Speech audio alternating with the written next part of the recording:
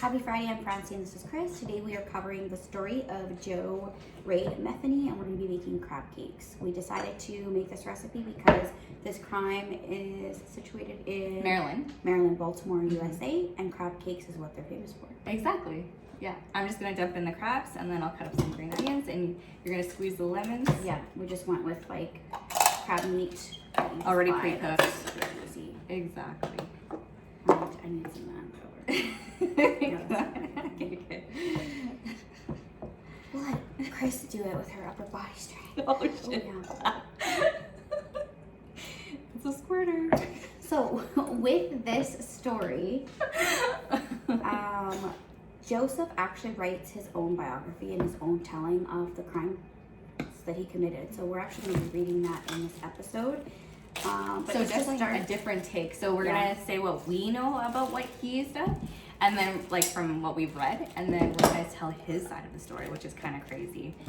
So it'll be interesting to see how that outcome will be, because it's a pretty crazy story time. Yeah.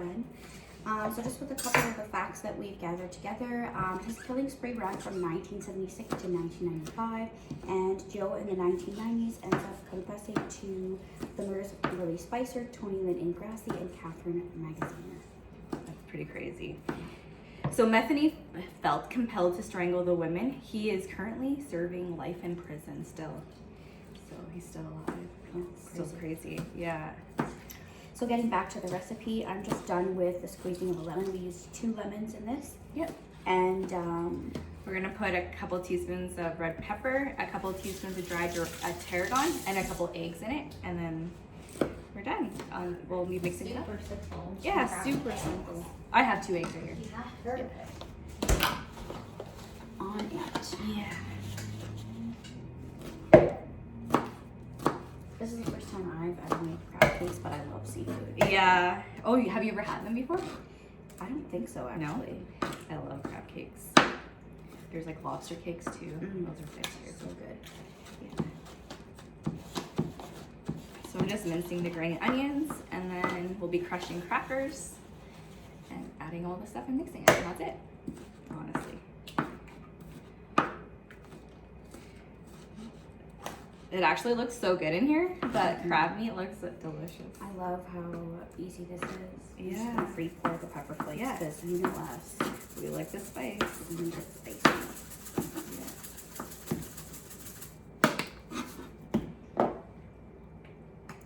Here's the dried chicken. We'll do. And the crackers, we're just gonna crush up. We only need 1 cup. Yep.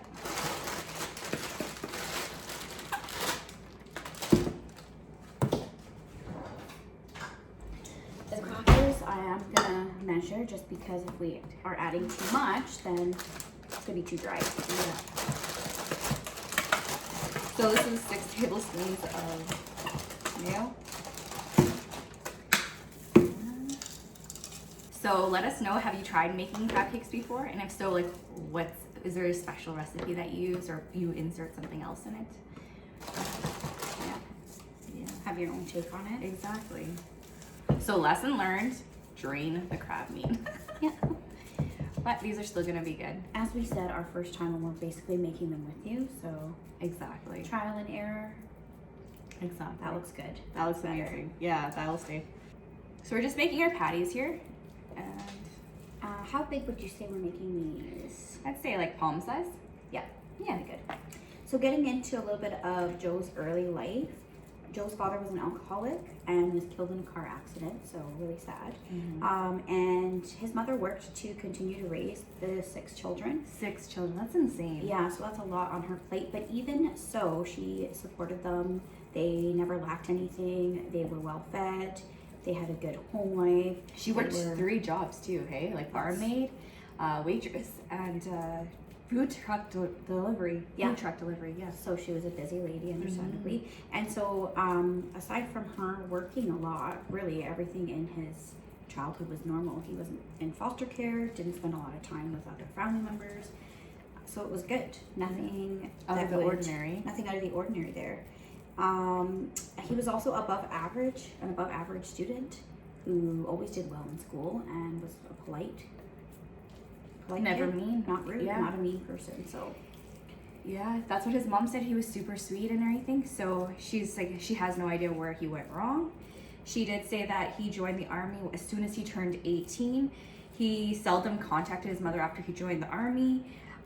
She thinks the worst thing that ever happened to him is him and drugs. So he got into drugs and No. he's distanced himself from his mom. that's so sad. So she was really upset that she didn't get to hear from him at all afterwards. So that's the beginning of the end, basically.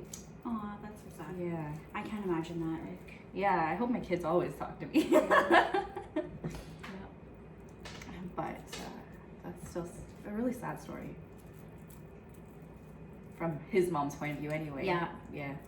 And then what he does next is like insane and so sadistic. it's actually, I always find it really sad when we're researching these People. these criminals, like, Yeah. and they'll include like photos from their early childhood. So you're looking at these beautiful Yeah. children with their whole life ahead of them, and it's really sad just to know what ends up happening to them. Yeah. But it's interesting to know the psychology behind it. Like, we're not psychologists or anything like that, but like how their brain works and why they do what they do. I still think it's like pretty devastating, but interesting at the same time. Yeah. So we're done making these patties. We're gonna cook it on oil on medium heat, and then we'll tell you his side of the story. So it starts. It all started back in July of 1994. I was at work. I was a truck driver. I was working overtime this one night. Then I got off and went home as I always did. But when I opened the door, I turned on the light. I noticed there was nothing there. My old lady had taken everything, including my son, and left me. Her leaving was not my problem, but she took my 6-year-old son with her. She was a crack addict and a worthless piece of shit. I would have paid her to get out of my life. All she had to do was take my son over to my mother's house, and she could have had everything else and be gone. I found out about 6 months later she had moved on the other side of the town with some asshole that had her out selling her ass for drugs. They got busted for drugs. They took my son away from them for child neglect and child abuse. I had no chance of going to the social services and trying to get my son back due to my past criminal records. So I took it upon myself with hatred I had for these two who lost my son to go looking for them. I had found out from someone else they were under the bridge and getting high with homeless mother who lived under that bridge. I went under there looking for them. They were not there, but the two homeless motherfuckers that got high with them were down there. They were passed out on some old stinking mattress, and that's where they were when I left. Except they were dead from being chopped up. That same night, I lured the first crack whore down under the bridge. I got her high and was trying to get information out of her about my old lady's whereabouts. She acted like she didn't know, so I beat the hell out of her and raped her ass and then killed her. I put her in some bushes and went and lured the second bitch down there. I did the same to her as the last one, but as I was about to throw her in the bushes with the other one, I noticed an old black man down by the river fishing, looking up at me. I grabbed a steel pipe that was lying by and ran down on him and laid his head wide open. So I put the two girls and him in the river and weighed them down with rocks. That was a very busy night for me, 5 murders within about 7 hours. I washed up in that river and cleaned up the crime scene as much as I could, then left. 2.5 weeks later, I was arrested and charged with the murders of 2 men I chopped up. I spent close to 18 months in Baltimore City jail waiting to go to trial. The trial lasted 1 week and it was thrown out of the court because of lack of evidence. Okay, so get back to Joseph's story. He said, this is a continue of his confession. I was free again. I went back and talked to my old boss into giving me my job back. At the pallet company, there was a little trailer on the property, so I told my boss, let me stay here and I will keep an eye on the place. He agreed to this and gave me the keys to the front gate and main building. The company was on a dead end road and was very isolated. It was perfect for what I wanted to do. I lured 2 more crack whores up there to my trailer. I killed and butchered their bodies. I cut the meat up and put it in a Tupperware bowl. then put it in the freezer. I buried the remains in several shallow graves in a little wood behind in the little woods behind the company. Over the next couple of weeks, on the weekends, I opened up a little open pit beef stand. I had real roast beef and pork sandwiches, and why not? They were very good. The human body taste was very similar to pork. If you mix it together, no one could tell the difference. Everything was going pretty good until I ran out of my special meat. So I lured another person up, crack whore up, to my trailer. I got her in there and started to rip her clothes off and knocking the hell out of her. She was screaming, but there was no one around to hear her scream except me, and I just kept on laughing at her. I turned around for a split second, and that was my mistake, for she ran out the door before I could get to her.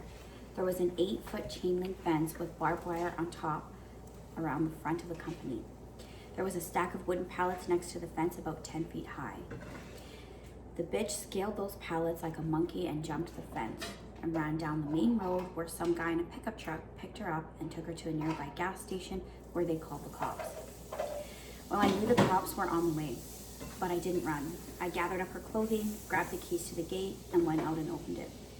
As soon as I step out of the gate, a car cop pulls up, and the cop jumped out and pulled his gun on me, told me to get on the ground, and that's where it all came to an end.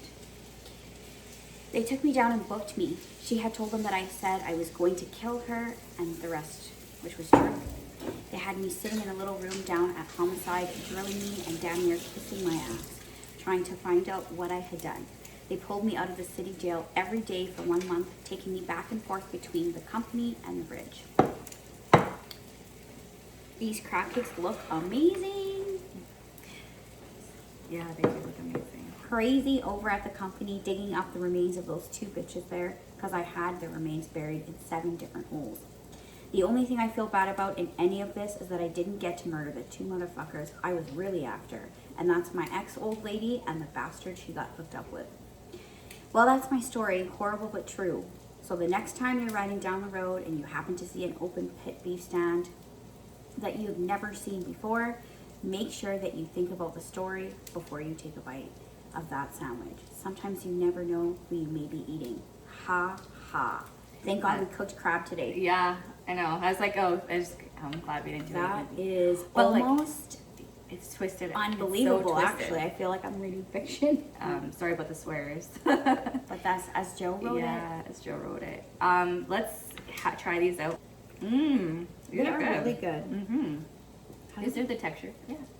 So yummy. Mm-hmm. Well, I hope you enjoy this story. Thank you for watching us. Please don't forget to hit like and subscribe.